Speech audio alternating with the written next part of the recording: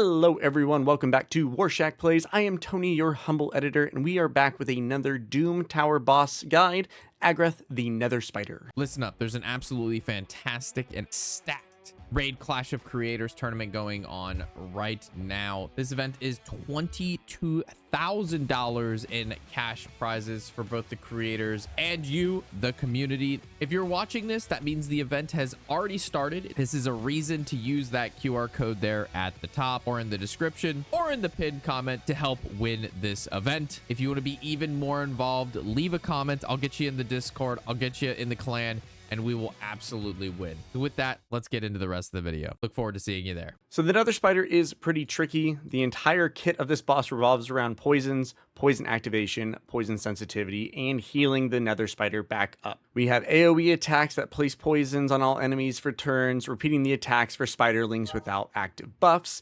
spawning spiderlings that counterattack, does an ally attack, and teams up to attack with all of them. Decreasing the turn meter of the spider makes it respawn with a counterattack of itself that ignores defense based on enemy max HP. And then at the start of each of its turns, deal damage from all poison debuffs enemies instantly, and then extends the duration of that and places poison sensitivity on them. And then if there's no poison, put a poison on them and they can't be, blocked or resisted. Otherwise, there's all the normal immunities that you've seen on all these bosses, the almighty immunities. There is almighty strength, which means you can't do more than 10% of max HP, like with Cold Heart. And all turn meter reduction effects are reduced by 50%. So not only does turn meter reduction result in counterattacks, they're not even as strong. Doesn't mean they're useless, but they're not as strong. So let's go into what this means and how we actually deal with this. There are a few strategies with dealing with another spider. The one I've employed the most, because I just have the champions that it helps me, is a big nuking team. You have Thor and Ragash here to just do a big AoE damage, some stun built in. There's some stun here on Ragash's main attack, his A2, that I have it fully booked, so 100% chance to stun if it doesn't kill them. And then Thor can do some stuns once he hits enemy 10 times. He does a big AoE attack that does stuns. So for me, these are the perfect champions to help keep those spiderlings under control, because spiderlings counterattack, and when they counterattack, they heal the boss. So keeping the spiderlings dead is my preferred way of dealing with Agreth. Otherwise, we have Geomancer to put some HP burn on. Maybe we can spread those to the spiders. Kind of a side effect of this. It's not the main strategy. It's mainly to deal with the turn meter. As I said, turn meter isn't 100% foolproof, but preventing the boss from taking turns is going to be helpful to keeping your team alive too, even if they're taking a little bit of damage from that.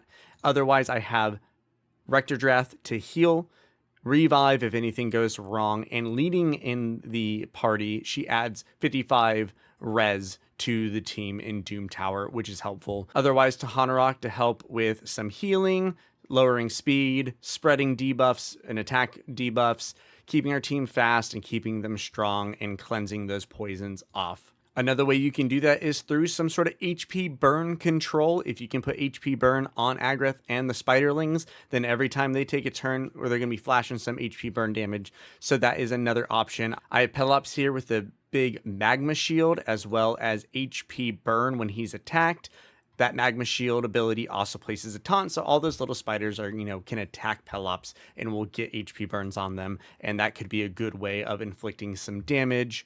And another thing you can do is, if you have some AoE stun champions, as I mentioned Ragash, there's also Hoskarul. Let me see if I can find him here. Hoskarul has an AoE stun. If you have him booked, it's a higher chance to, but keeping those minions stunned without dealing damage to them is a very good way of keeping them at bay. And then you can just nuke the boss with the strongest single target person you have, whether it's someone like Rhodas or Cassandra. It really depends on who you have on your account, right? But the strongest single target damagers you have, I think that will really help. You could then run Cold Heart if they're stunned, because she has that big ass attack that does a ton of damage.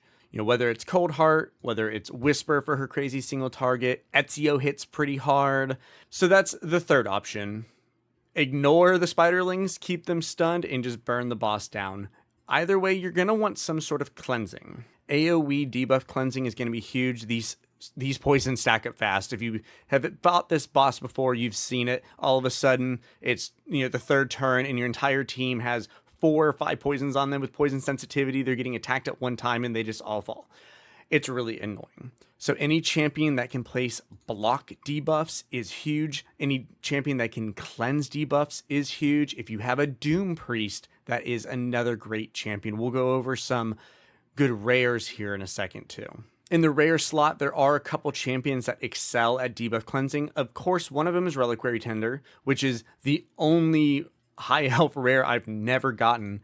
But I have a 4-star soul waiting for her when I finally get her. But she can do some ally reviving, which is always nice to just pick up someone who falls. But this is the big one here, especially with books, which rare books are easy to come by. On a 3-turn cooldown, remove all debuffs from all allies, then place a 15% continuous heal buff on them for 2 turns.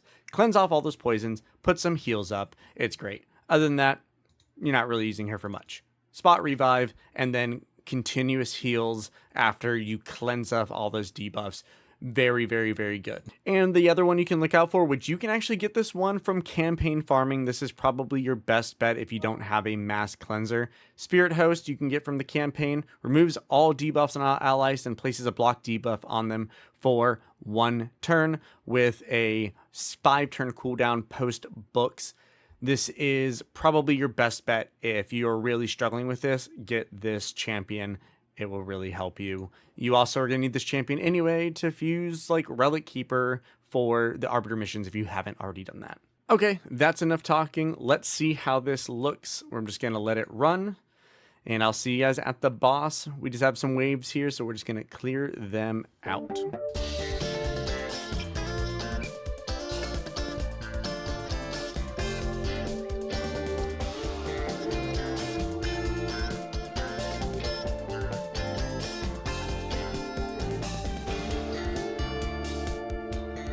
Okay, at the boss, as you can see, immediate counterattacks on everyone, but our plan with Pelops is already kind of working. We have HP burn on all 4. We even have petrification on some of them already. So that's a great start. We can go ahead and let this go. We're going to go ahead and put this on auto, I think, and see what happens. Okay, HP burn and decrease there. We got the magma shield up. Okay, and Ragash just didn't even let the HP burns go. He just blew them up. And we have already quite a bit of cleanup happening on those debuffs from our girl to Hanorok. We don't even need mass debuff cleansing. If you can just clear out the spiders, that's great. I have champions that are strong enough. You might not. You may need a more stun or damage mitigation or cleanse approach to it. And that little bit of turn meter control has been nice too, because every 3 turns they'll summon more spiderlings. So having that just a little bit to keep. Oh my god, did you see that big damage? Huge damage there from our boy Pelops. I've been super impressed with Pelops. I just made a video covering how great he is, and I think he really shines in a situation like this. Now, you won't have my exact roster. Let's talk about a roster you might have if you're using Rob's code. Now, I don't have all the champions in Rob's code, but I have similar champions, and based on what I know about this fight, this is who I'd recommend if you're using Rob's code, and maybe have 1 or 2 fusions since starting. It's a big if, but this is a tough boss, and you're going to need some decent champions to kind of handle it. I would have Tahanarok leading with her accuracy ability to make sure you're landing those relevant debuffs like stuns, HP burns, or whatever. AoE slows, AoE turn meter reductions, anything that's going to help those spiders not take a turn and help you kill the boss faster. Ugo is another great choice. She places Leech, so if you have War Master abilities or just really strong abilities on your team, when they hit that boss, they can get some of that health back. Otherwise, I would turn this A2 off. Any sort of AoE attacks can be bad news if the target isn't stunned. So I would turn this off, because you really probably just want this. Remove all heal reduction debuffs from allies, which the spider doesn't place any, and then remove a random debuff from all allies, then heal all allies by 20% of this champion's max HP. So just more debuff reduction. It's not much, but it's something in addition to Hanarok. You probably have Tagore from the code too. The only thing is that AoE attack that increases speed and heals.